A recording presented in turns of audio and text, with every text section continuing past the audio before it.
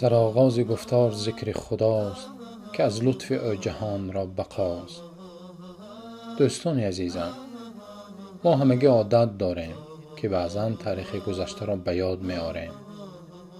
مثلا گاهی می گوییم که سالهای 1900 فلان حادثه رخ داده است و سالهای 1910 فلان و هاکذا. بیایید این مراتب نه به گذشته بلکه به آینده خود نظری افکنیم. مثلا درباره 100 یا 110 سال بعد اندیشه کرده تصور نماییم که در عالم چی خواهد شد و ما کجا خواهیم بود. احتمالاً اکثریت ما بعد گذشتن 110 سال، مثلا سالهای 2120 2130، همراه با همسر و فرزندان و دوستان و نزدیکانمان حتما زیر خاک خواهیم بود. آن وقت در این خانه هایی که حالا داریم نفران دیگر استقامت خواهند کرد. مال و اموالی که از خود باقی میمانیم نصیب دیگران خواهد شد. این کوچه ها، این دیوارها حتما رنگ و شکل دیگری خواهند گرفت. خانه ها و خیابان ها، بازارها و اداره ها بیشتر از این پر از آدمان خواهند بود. اما آن وقت بدون ما آن وقت ها از اینجا رفته ایم و به یاد کسی هم نمی رسیم و یا اگر عزیزی وفاداری داشته باشیم گاه به یادش شاید گذر نماییم. کدام از ما امروز مثلا بابای پدرش را پیوسته به یاد می آرد؟ همه ما تنها یک سطر خیلی کوتاه در خاطره آنها خواهیم بود. آنگونه که امروز بابا کلان ما در ذهن و یاد ما مساحت خیلی خردی را جای دارند و گاه نام مبارکشان به یادمان می آید. از بابا و بیبی امان دیده بیشتر به یاد ماشین و تلفن و کار و بازارمان هستیم. حقیقت همین است. چی پسندمان آید چی نه. بله، آن وقت از ما تنها یک نام باقی میماند. شکل و صورت ما، قامت ما، لباس و طعام ما، ماشین و جیب پر از مال ما، این همه در صحرای فراموشی مانده از یادها می رود. این قانون هستی در این عالم است. کسان زیاد قبل از ما اینجا بودند، مدت ماندند و رفتند. ما نیز آمدیم و چند وقته که اینجا هستیم و سپس مثل آنها ما نیز می رویم. رفتند و رویم و باز آیند و روند. چقدر زود آمدند و زود رفتند. وقتا اینجا بودند در خیالشان چنان می نمود که طولانی می مانند.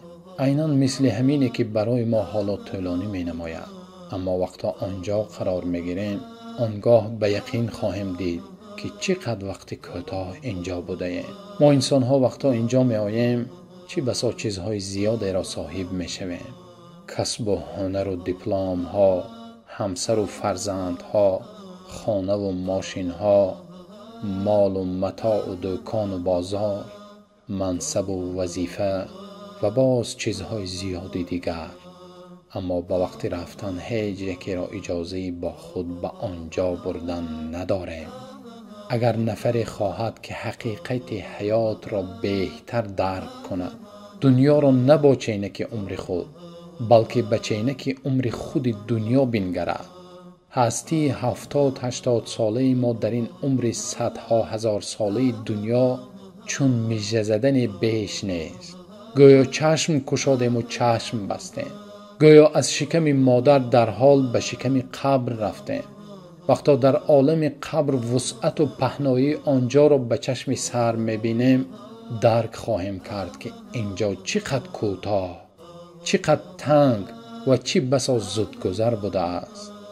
به این خاطر پیامبر غمخوار صلی الله علیه و سلم ما را پیوسته برای به یاد آوردن آنجا تذکر می دادند تا آنجا با همان پهنا و وسعتش همواره پیش نظر ما باشد.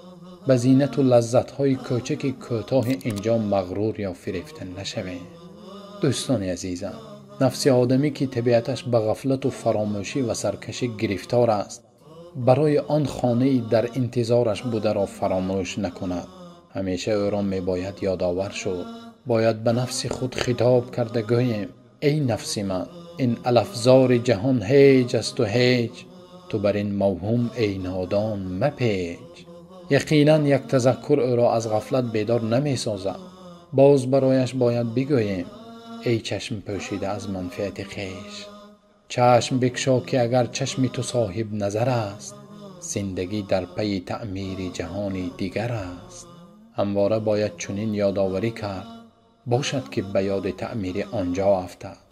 دوستان عزیز، اگر روز نزد تابوت برای تکبیر گفتن راست شدیم، به خود بگوییم دیروز او بالای تابوت کسی دیگری راست بود و امروز ما بالای تابوت او و فردا کسی دیگری بالای ما تکبیر خواهد گفت. آنگاه قلب من را سوی خداوند نموده بگوییم پروردگارا، قبل از آن که همین گونه بالای تابوت ما تکبیر گویند و پیش از آن که از رفتن ما 100 سال گذرد، برایمان توفیق بندگی عطا بنما.